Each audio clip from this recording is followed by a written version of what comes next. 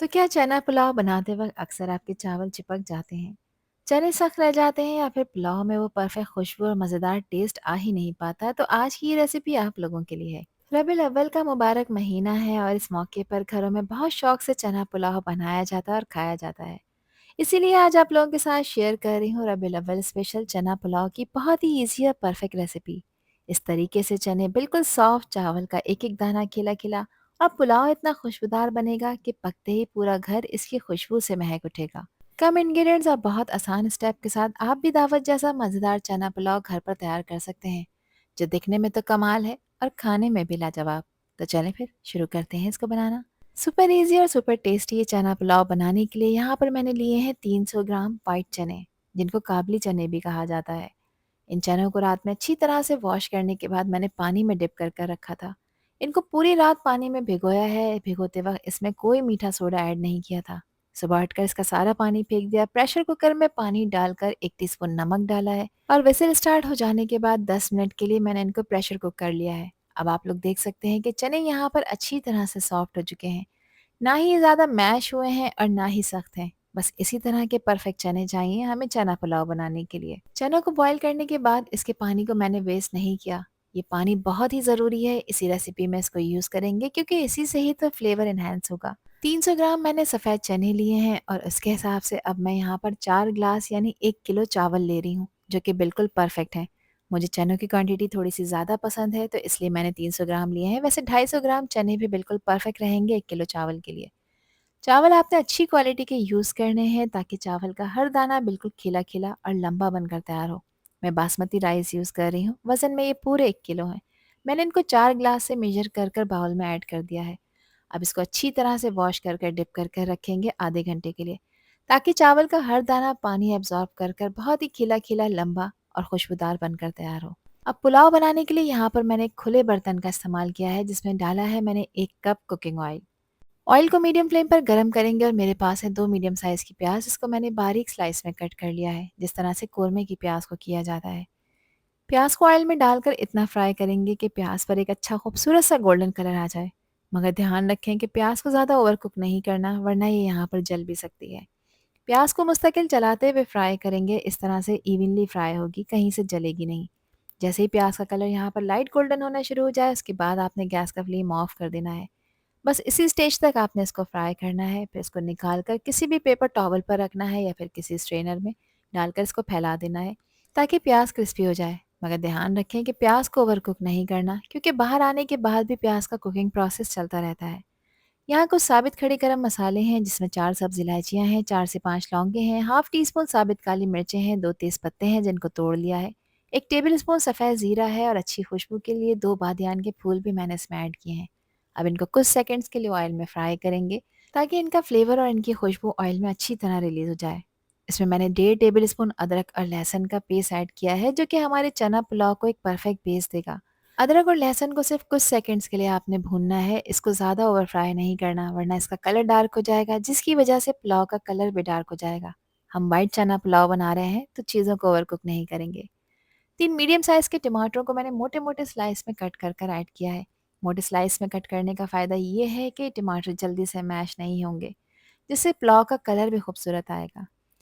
1 cup दही लिया है मैंने, जिसको अच्छी तरह से फेंट कर ऐड किया है और हमेशा याद रखें कि दही ऐड करते वक्त गैस का फ्लेम या तो ऑफ कर दिया करें या लो कर दिया करें। अब फ़ौरन से इसको चलाया करें, ताकि इसमें किसी भी तरह के लम्प्स ना बने और बिल्कुल स्मूथ ग्रेवी बनकर तैयार हो। यहाँ पर इसमें कुछ मसाले भी ऐड कर लेते हैं। सबसे पहले 1 टेबल स्पून मैं इसमें दरदरा पिसा हुआ सौंफ का पाउडर ऐड कर रही हूँ, जिससे खुशबू बहुत प्यारी आएगी। 1 टीस्पून इसमें क्रश हुआ हुआ धनिया ऐड किया है, पाउडर बिल्कुल नहीं डालना। 1 टीस्पून इसमें ज़ीरे का पाउडर भी शामिल करेंगे। हस्बे ज़ायक़ा नमक ऐड करेंगे, मैं 1 टेबल स्पून ऐड कर रही हूँ, नमक आप अपने टेस्ट के अकॉर्डिंग ऐड करिएगा। अच्छे फ्लेवर के लिए 1 टीस्पून मैं इसमें चाइनीज़ सॉल्ट ऐड कर रही हूँ, ये टोटली ऑप्शनल है, बस आप ऐड करेंगे तो इससे फ्लेवर अच्छा आएगा, अदरवाइज़ कोई इश्यू नहीं है, इसे आप स्किप कर सकते हैं। अब इन मसालों को कुछ देर के लिए इसमें भून लेंगे, ताकि इनका रॉ फ्लेवर ख़त्म हो जाए। 7 से 8 मैंने ली हैं हरी मिर्चें, और ये हरी मिर्चें ज़्यादा तीखी वाली नहीं हैं। इनकी क्वांटिटी आप अपने टेस्ट के हिसाब से कम और ज़्यादा कर सकते हैं। हरी मिर्चों का पेस्ट आपने इसमें ऐड नहीं करना, वरना पुलाव का कलर डार्क हो सकता है। यहाँ पर देखें, ये मसाला भुन चुका है ऑयल इसमें से सेपरेट नज़र आने लगा है तो बस ये निशानी है कि यहाँ भुनाई कंप्लीट हो चुकी है।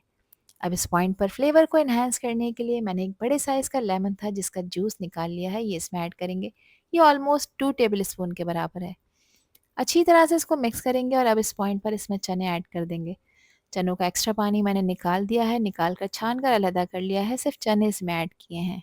चनों को डालकर अच्छी तरह से 2 से 3 मिनट तक इनकी भुनाई करेंगे, लेकिन बहुत ज़ोर-ज़ोर से आपने स्पून स्पैचुला से इसको नहीं चलाना। ये चने यहाँ पर 100% टेंडर हुए हुए हैं, ज़्यादा ज़ोर से चलाएँगे तो ये यहाँ पर टूट भी सकते हैं। बस इनको यहाँ पर इतना मिक्स करना है कि मसाला चने के हर दाने पर इवनली कोट हो जाए। अब जिस ग्लास से मैंने चावलों को मेजर किया था, सेम उसी ग्लास को यूज़ करते हुए मैं इसमें 5 ग्लास चनों का पानी ऐड कर रही हूँ, जो कि बिल्कुल परफेक्ट है, जिससे चावल बिल्कुल खिले-खिले लंबे बनकर तैयार होंगे। इसीलिए चने बॉयल करते वक़्त मैंने इसमें पानी की क्वांटिटी थोड़ी ज़्यादा रखी थी।